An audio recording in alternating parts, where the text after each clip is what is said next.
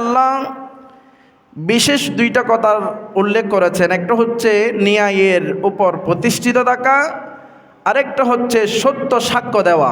সত্য সাক্ষ্য দেওয়া।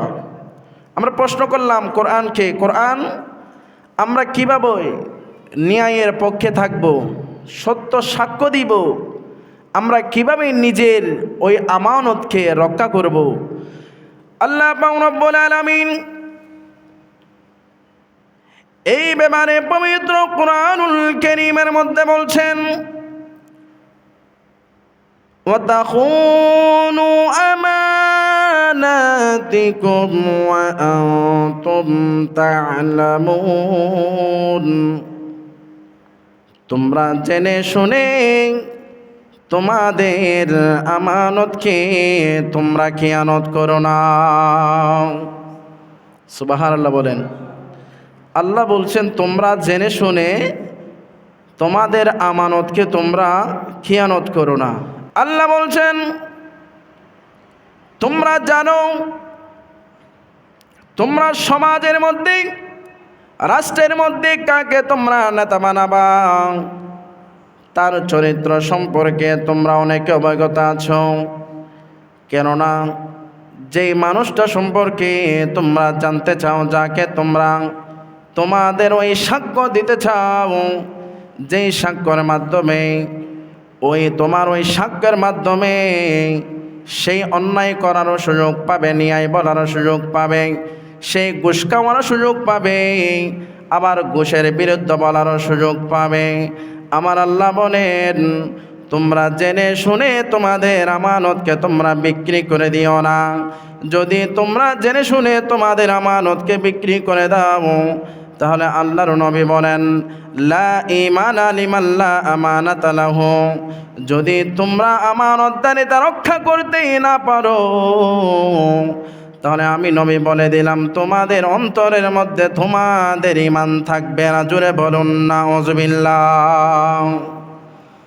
আমার নবী বলছেন তোমাদের যে একটা আমানত আছে, ওই আমানতের মাধ্যমে তুমি চাইলে সত্যের পক্ষেও যেতে পারো, আবার ওই আমানতের সাক্ষ্য দিয়ে তুমি চাইলে মিথ্যার আশ্রয় নিতে পারো। কিন্তু আমি আল্লাহ সাবধান করে দিচ্ছি, তোমরা জেনে বুঝে তোমাদের আমানতকে তোমরা খিয়ানত করো না। আমার নবী বলছেন যারা আমানতকে জেনে বুঝে খিয়ানত করবে, আলা ঈমানা লিমান লা আমানাতা লাহু, ওই ব্যক্তির অন্তরের মধ্যে ঈমান থাকবে না।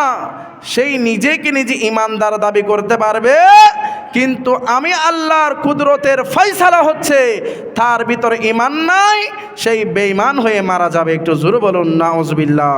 ন্যায়পরায়ণ শাসক যে, ন্যায়পরায়ণ বাদশা যে, ন্যায়পরায়ণ মেম্বার যে, ন্যায়পরায়ণ চেয়ারম্যান যে, ন্যায়পরায়ণ মন্ত্রী যিনি, যেই ন্যায় কাজ করছে, যেই ভালো কাজ করছে, অন্যায়ের বিরুদ্ধে বলছে, ন্যায়ের পক্ষে নিচ্ছে, ওই সমস্ত ন্যায়পরায়ণ আদেল শাসকদের জন্য আল্লাহ মহান পুরস্কার রেখেছে। একটু জোরে বলুন সুবহানাল্লাহ। সেই যদি ন্যায় আদেল দুর্নীতি মুক্ত হয়, আল্লাহওয়ালা হয়, রসুল প্রেমিক হয়, হকের পক্ষে কথা বলে, মানুষদের পাশে দাঁড়ায়, ওই ন্যায় আদেলের জন্য আমার নবী পুরস্কারের ঘোষণা করছে। একটু জোরে বলুন সুবহানাল্লাহ। আমার নবী বলছেন, হাদিস কেনা বুখারী শরীফের দ্বিতীয় খণ্ডের 651 নং হাদিসের মধ্যে ইমামে বুখারী নোট করেছেন, বিশ্ববিখ্যাত মুহাদ্দিস আজম যিনি সর্বাধিক হাদিস বর্ণনা করেছেন, ওই রকম একজন সাহাবী হযরতে আবু হুরায়রা রাদিয়াল্লাহু তাআলা আনহু বর্ণনা করছেন, আনিন নবী সাল্লাল্লাহু আলাইহি ওয়াসাল্লাম, আমার নবী পাক সরকারে দু আলম, দু জাহানের বাদশা নবী বলেন, ক্বালা সাবআতুন ইউদিল্লুহুমুল্লাহু ফি দিল্লিহিম, আল্লাহ রাব্বুল আলামিন দুনিয়ার মধ্যে 7 প্রকার ব্যক্তিকে মালা দিল্লা ইল্লা দিল্লুহু, ওই কঠিন হাসর যখন কায়েম হবে, যখন কেউ কারো হবে না, বাবা সন্তানের জন্য হবে না, সন্তান বাবার জন্য হবে না, মানুষরা ইয়া নফসি বলে নিজেদের গামের উপর সাঁতরাতে থাকবে, নিজেরা মোল্লা নিয়ে ব্যস্ত হয়ে যাবে। ওই কঠিন মুসিবতের সময় আমার নবী বলেন, আল্লাহ পাক রব্বুল আলামিন 7 শ্রেণীর ব্যক্তিকে আরশের নিচে ছায়া দান করবে। জোরে বলুন সুবহানাল্লাহ। আল্লাহ একজন দুইজনকে নয়, 7 শ্রেণী ব্যক্তিকে আল্লাহ ওই কঠিন মুসিবতের সময় আল্লাহর রহমতের চাদরের নিচে রাখবেন। ওই চাদরের নিচে 1 নাম্বার যাকে আমার আল্লাহ ডেকে প্রবেশ করাবেন, তার ব্যাপারে আমার নবী বলছেন ইমামুন আদিলুন, যিনি ন্যায় পরায়ণ শাসক, ন্যায় পরায়ণ মন্ত্রী। জুড়ে বলুন সুবহানাল্লাহ।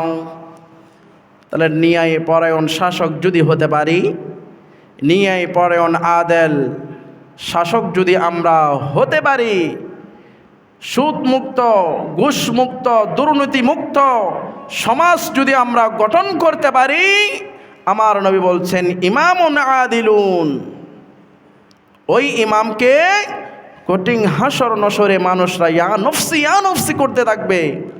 ওই কঠিন মুসিবতের সময় আমার আল্লাহ ওই আদেল ব্যক্তিকে আমার আল্লাহর কুদরতি জামানে ডেকে ওই আরশের নিচে আমার আল্লাহ ছায়া দান করবেন। একটু জোরে বলুন সুবহানাল্লাহ। আমানত কিভাবে নষ্ট হচ্ছে? একদিন আমার নবী সরকারে দো আলম সাহাবীদেরকে নিয়ে দিনের দাওয়াত দিচ্ছেন। এই হাদিস কেনও বুখারী শরীফ এবং মুসলিম শরীফের মধ্যে এসেছেন। বিশ্ববিখ্যাত মুহাদ্দিস হযরত আবু হুরায়রা রাদিয়াল্লাহু তাআলা আনহু তিনি বর্ণনা করছেন, قال بينهما النبي صلى الله عليه وسلم, আমার নবী পাক সাল্লাল্লাহু আলাইহি ওয়াসাল্লাম বয়ান করছেন ফি মাজলিসিন ইউহাদ্দিসু কওমা, সাহাবীদেরকে নিয়ে আমার নবী বয়ান করছেন। ওই সময়ের মধ্যে জাআহু আরবি, একজন আরবি ব্যক্তি আসলেন, একজন আরবি ব্যক্তি আসলেন। ফাকালা মাতাসা, ওই আরবি ব্যক্তি এসে জিজ্ঞেস করলেন ইয়া রাসূলুল্লাহ, ওগো মায়ার নবী, কিয়ামত কখন সংঘটিত হবে? কিয়ামত কখন সংগঠিত হবে, মানে কিয়ামত কখন হবে ইয়া রাসূলুল্লাহ, আমাদেরকে একটু বলেন না, যাতে আমরা ইমানদার হতে পারি, যাতে আমরা আরও মুত্তাকি অর্জন করতে পারি। আমার নবী চুপ থাকলেন, আমার নবী বয়ান করতে লাগলেন, আমার নবী কথা বলতে লাগলেন। এর মাঝে এই আরবি ব্যক্তির আমার নবী উত্তর দিচ্ছেন না। সাহাবায়ে কেরাম বলা বলি করতে লাগলেন, আমার নবী মনে হয় শুনে নাই। কেউ বলা বলি করতে লাগলেন, মনে হয় আমার নবী শুনেছেন কিন্তু আমার নবী জবাব দিচ্ছেন না। এক পর্যায়ে আলোচনা শেষ হলো, আমার নবী ডাক দিলেন, যে ব্যক্তি কিয়ামত সম্পর্কে জানতে চেয়েছেন সেই ব্যক্তিকে আছে? ওই জৈনক আরবি বলতে লাগলেন ইয়া রাসূলুল্লাহ, আমি আছি, আমি জানতে চেয়েছি মাতা সা, কিয়ামত কখন হবে? আমার নবী বলছেন ইদা দুইআতিল আমানাতু, তুমি জানতে চেয়েছো কিয়ামত কখন হবে? শুনে নাও, কিয়ামত তখনই হবে যখন আমানত কিয়ানত হবে, আমানত নষ্ট করা হবে। আমানত কি করা হবে? নষ্ট করা হবে। একটু জোরে বলো না, আমানত কি করা হবে? নষ্ট করা হবে। তাহলে ফান্তাযিরুস সাআতা, তাহলে তুমি কিয়ামতের জন্য অপেক্ষা করো। ওই সাহাবী তো নাছোড়বান্দা, সাহাবী জানতে চাইলেন ফাকালা কাইফা ইদআতুহা ইয়া রাসূলুল্লাহ, ওগো মায়ার নবী, আমাদের আমানত কিভাবে নষ্ট হবে? আমাদের আমানত কিভাবে নষ্ট হবে? ক্বালা, আমার নবী বলছেন ইদা উসিদাল আমরু, ও আমার প্রাণের সাহাবী শুনে নাও, আমানত ওইভাবে নষ্ট হয় অযোগ্য ব্যক্তিকে যদি নেতা বানানো হয়।